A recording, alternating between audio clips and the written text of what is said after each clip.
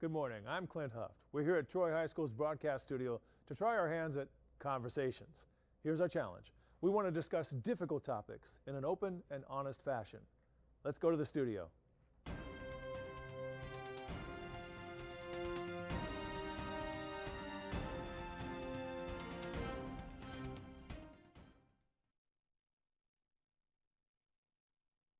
Well, hey everybody. Good to see you back. This is a mini-sode. We've only got 5 minutes to dive into a topic that'll take 5 days. We're going to talk about social media, and Julia is here with me along with Mr. Knowles. Julia, social media is like your thing. So just kind of give us a brief idea of social media today. So social media is a really powerful platform because it gives you the ability to communicate with mass groups of people from all over, whether you're trying to target a specific audience or a wider audience, you can do that. Mr. Knowles, Sir. we are of an older generation, and this We whole are. social media thing is interesting, confusing, daunting. Have you had an opportunity to kind of dive in on it? I am so impacted and intrigued by the idea of social media. Social media is this awesome, amazing platform. You can reach the world. And this is also this terrifying platform because you can reach the world. Well, the other Right. thing that I've noticed in terms of, and let's be clear, social media, we say it's not just one platform. There's a lot of different channels that you can Yes. choose, right?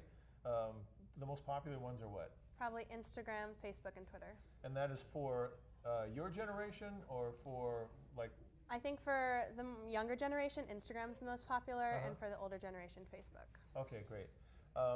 And you mentioned that you can reach the world. The only problem now is that the world can reach you, and everybody that has anything that they were thinking before now can express it.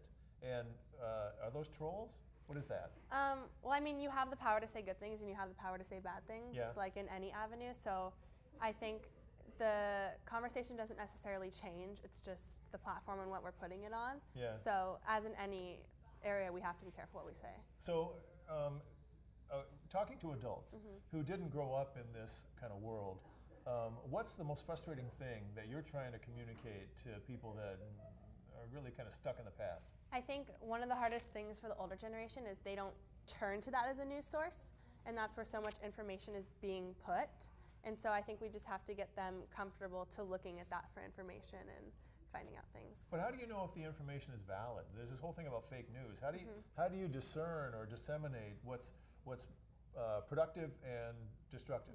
Well, I mean, it's all opinionated. Like when you read a newspaper, you have to, who's writing it, where's it coming from? And it's the same thing when you see a Twitter article or something on Facebook. You have to know who you're following, where's it coming from, and still do your own research if you want to take it that far. What's the biggest fear you have as an instructor in this whole social media world? Well, first of all, you've handled all the questions thanks. magnificently. I couldn't agree more on the things that you've said, so bravo. I would like you to tap into my concern and address my concern. My concern is that relationships now are becoming less authentic interpersonally, like this, right here, face to face. Students are less inclined to engage this way because they're so comfortable engaging virtually as opposed to real.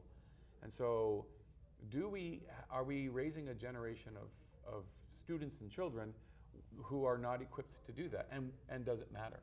Because when they get into the CEO roles and that's how they're communicating, and so it works. So what are your opinions about that? I think we need to have literacy in both avenues because I do think it's hard for us to have conversations. I find it in myself too, and I feel like I'm a very outgoing person, and I just don't know what to say, and I feel uncomfortable in those situations. So I think we do need to work on having conversations with people. And by the way, that's normal. Like when I'm wanting Yeah. to say something to a class, to you, in this interview, I struggle. I use my hands, I stop, I Yeah. pause. That's not necessarily bad so much as I see the social media now as the alternative. Well, because I'm bad at it, I'll just do this. So like intimate things, like if you're in a relationship and you can't speak about your feelings, so you text them. Is social media replacing that authentic conversation? Number one, and if it is that a bad thing? Well, first, just to make sure, is what he said true? Do you find that it's a lot easier for you to express your emotions through your thumbs, or is that true? Well, I find that I don't think it takes place of it. I really don't. Maybe for some people it does, but for me, like if you say something over text, then you have to talk about it in person too. Like I think it's a different avenue in which you're speaking. So I don't think it replaces it. For some people it might though, and I think that's scary. But I think we need to keep talking, even if it's a phone call. Like, I think that is important. One last question. Do you think it would be helpful to add to a high school curriculum social protocol, both through digital media and also interpersonal relations? Would that be kind of like a good tool that would help leaving high school? I think so, because I mean, there's a reason why we teach writing, and we want people to be able to communicate, and this is a new platform we have to communicate on, so I think people do need to be educated on how to use it, because it's become so big. Can we make that a word? Well, ironically, part of the English curriculum is public speaking, is addressing and being able to address audiences verbally. It is part of our curriculum. Is it nuanced and adjusted for the new social media platform? I'm not totally sure it is, but it's absolutely part of the curriculum. Well, that's the thing that we're going to find out in our next episode. We're going to wrap this one up right now. All right, everybody, thank you very much. And remember, for all the answers to all your questions that have anything to do with teenagers, you're going to come right here. We'll see you next time.